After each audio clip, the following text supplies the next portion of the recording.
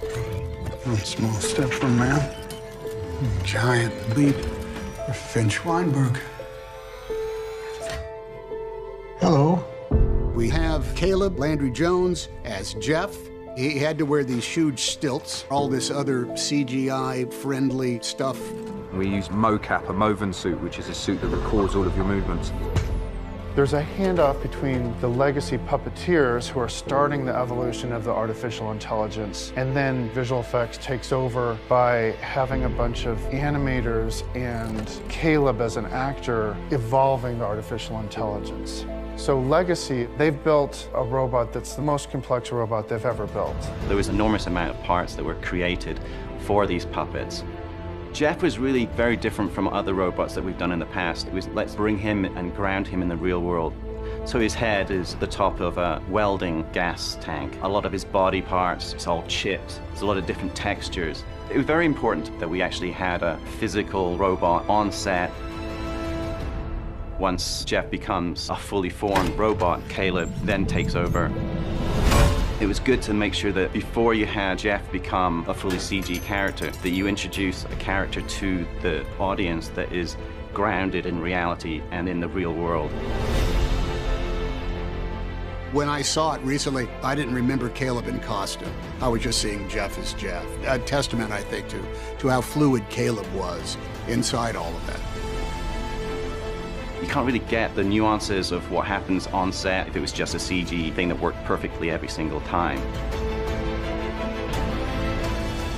There's this amazing creature that's not part of our normal life, but that's just kind of this horror to tell a very, very human story.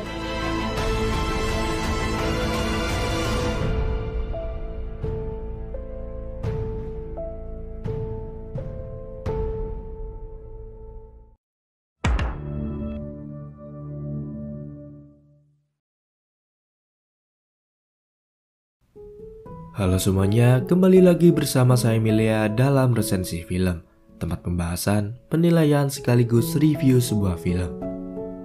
Tadi kita lihat sekilas bagaimana proses pembuatan film ini. Film yang akan saya bahas berjudul Finch yang dirilis pada tahun 2021. Dibintangi oleh Tom Hanks sebagai Finch dan Caleb Landry sebagai si robot. Tanpa berlama-lama, langsung saja ke filmnya. Bersetting 10 tahun setelah terjadinya semburan matahari besar yang menghancurkan lapisan ozon di bumi. Lapisan ozon berfungsi untuk memantulkan sinar ultraviolet yang berbahaya bagi makhluk hidup. Karena lapisan ini telah hancur, sinar ultraviolet menembus bumi dan menjadikan bumi memiliki tingkat radiasi yang tinggi. Akibatnya, bumi kini berubah menjadi seperti gurun panas dan hanya beberapa makhluk hidup yang mampu bertahan. Salah satunya, Finch yang tinggal di dalam bunkernya. Ditemani robot buatannya bernama Dewey, Finch bertahan hidup dengan mencari makanan di dalam gedung dan membuat pakaian khusus untuk melindungi diri dari radiasi sinar ultraviolet. Tiba-tiba, sebuah badai pasir datang menerjang dengan kecepatan lebih dari 250 km per jam. Dia pun pergi berlindung di sebuah bunker.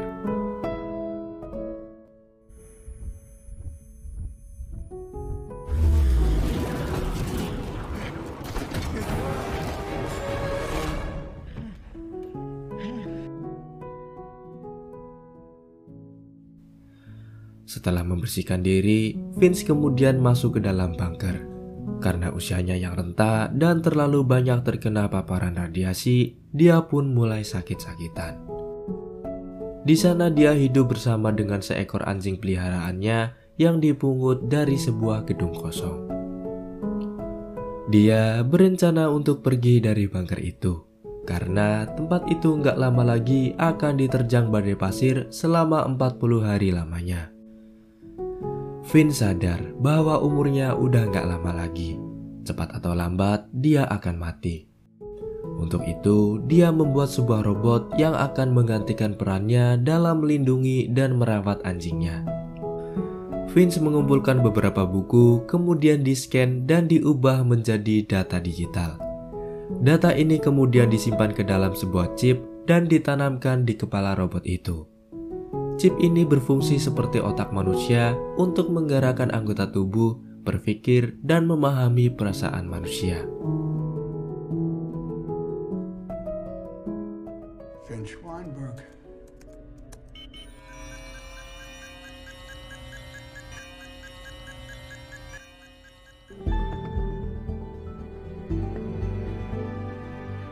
You understand? Akhirnya, robot itu pun selesai dibuat. Finch kemudian melatihnya berjalan dan bertindak seperti manusia. That's good. Good. Oh, shit. Tiba-tiba, listrik di dalam bunker padam. Dia pun segera memperbaikinya. Di saat itulah, Finch melihat badai pasir besar datang lebih cepat dari perkiraannya. Mereka pun memulai perjalanannya menuju San Francisco.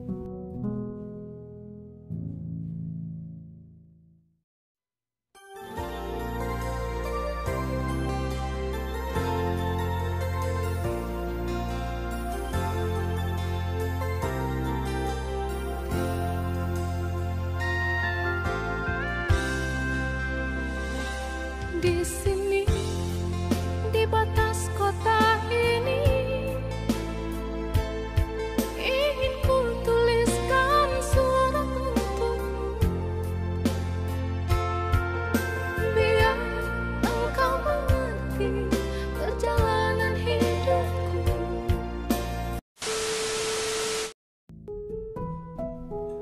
Di sepanjang perjalanan, daratan yang dulunya dipenuhi rumput hijau kini berubah menjadi gurun yang tandus.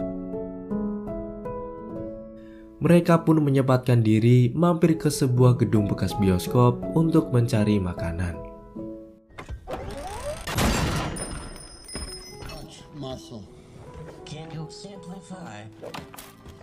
Saking panasnya tempat itu, biji jagung yang ditaruh di atas lempengan besi dalam sekejap langsung berubah menjadi popcorn.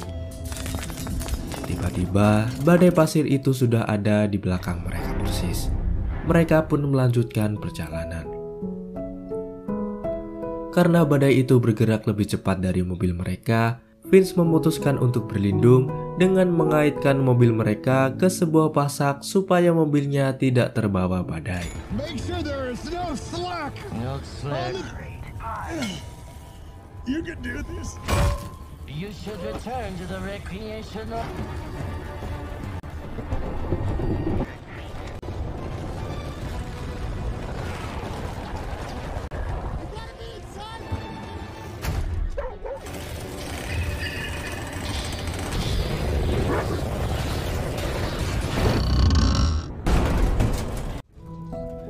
Akhirnya, mereka semua selamat daripada itu.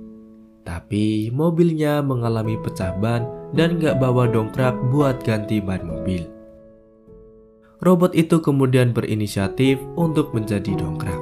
Dan ya, akhirnya ban mobil bisa diganti. Mereka memutuskan untuk menginap semalam di daerah itu.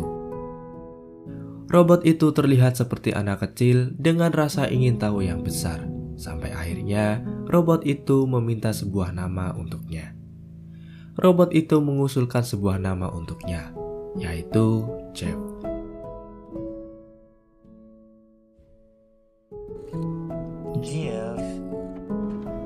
Jeff? Dan akhirnya robot itu dinamai Jeff. Keesokan paginya, mereka pun melanjutkan perjalanan. Karena Jeff dan si anjing berantem terus, Finch kemudian mengajarinya arti sebuah kepercayaan. Ketika kepercayaan sudah didapatkan, maka si anjing akan nurut dan mereka bisa berteman. Semakin hari, penyakit Finch semakin parah.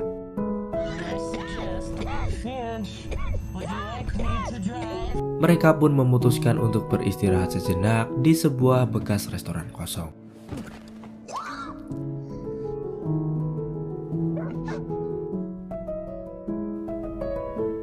Rasa ingin tahu Jeff yang besar terhadap mobil malah membuat mobilnya berjalan sendiri. Dan ini membuat Vince sedikit marah. I know you were born yesterday, but it's time for you to grow up. Dia kemudian menunjukkan kulitnya yang melepuh jika terkena sinar matahari langsung. Selesai beristirahat, mereka kembali melanjutkan perjalanan. Hingga di sebuah lahan kosong, Vince mengajari Jeff cara mengendarai mobil.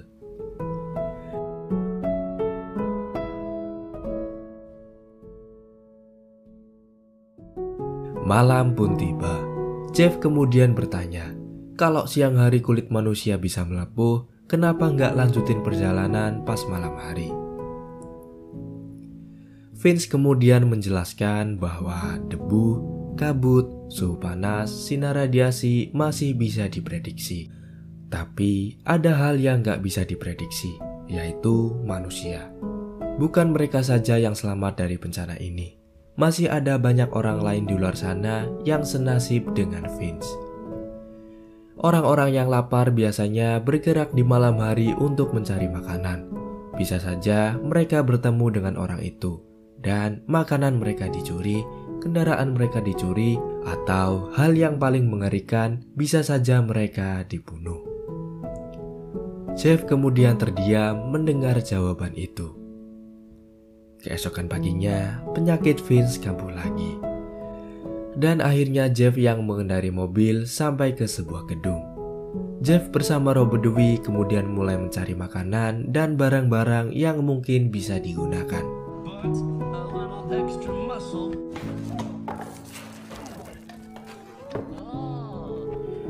Ternyata di dalam gedung itu ada sebuah perangkap. Robert Dewey yang gak punya kecerdasan masuk ke dalam perangkap itu dan menghancurkan tubuhnya. Vince yang merasa mereka dalam bahaya kemudian menyusul Jeff masuk ke dalam gedung.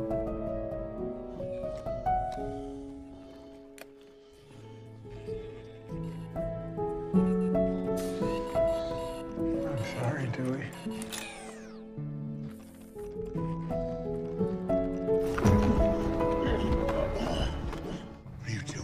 Dan benar saja, di dalam gedung itu ada orang lain.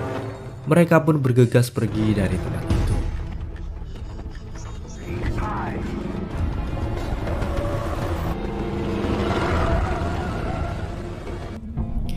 Ternyata mereka terus diikuti oleh sebuah mobil sampai malam hari.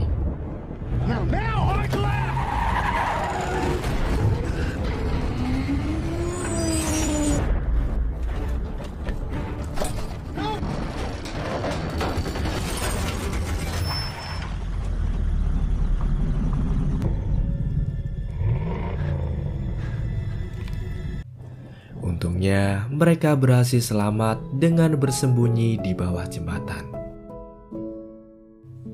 Di tengah perjalanan, Vince merasa rencananya tidak akan berhasil. Dia memutuskan untuk menyerah.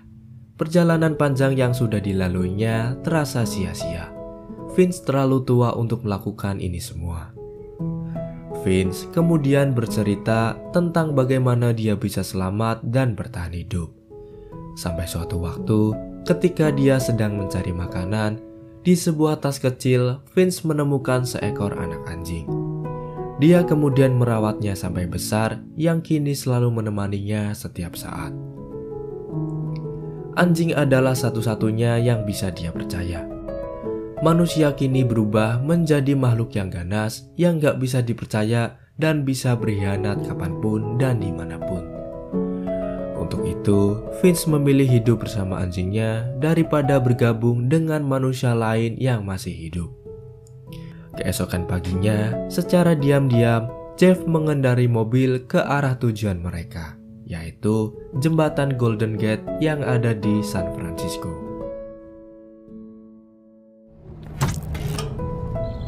Tiba-tiba, seekor kupu-kupu menabrak kaca mobil mereka.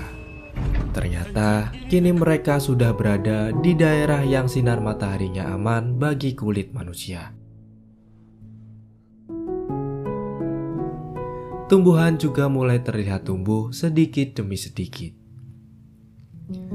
Mereka pun memutuskan untuk beristirahat sejenak di daerah itu, merayakan pencapaiannya yang dari dulu diimpikan, yaitu zona bebas radiasi.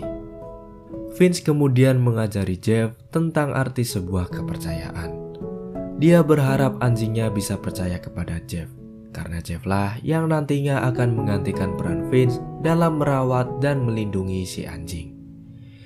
Dan ya, akhirnya Jeff mendapatkan kepercayaan itu sepenuhnya. Penyakit Vince kini berada di tahap kritis sampai mengeluarkan darah dari mulutnya. Vince kemudian mengucapkan terima kasih kepada Jeff karena telah membantunya melewati ini semua.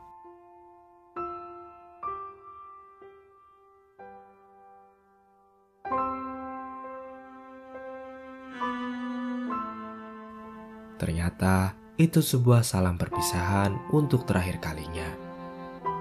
Vince akhirnya meninggal dunia.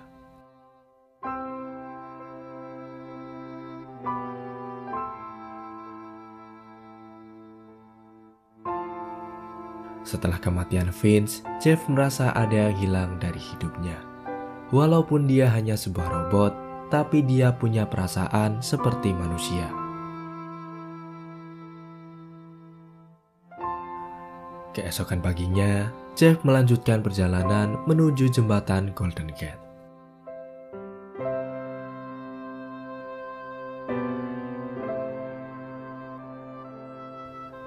Akhirnya, mereka sampai di jembatan itu. Di pagar sisi jembatan itu, ada banyak pesan yang ditunjukkan kepada keluarganya bahwa mereka baik-baik saja. Ini berarti sebelum Jeff, ada banyak orang yang sampai di jembatan itu. Jeff kemudian menempelkan sebuah kartu pos bergambar dirinya, Vince, dan si anjing. Dan film pun berakhir.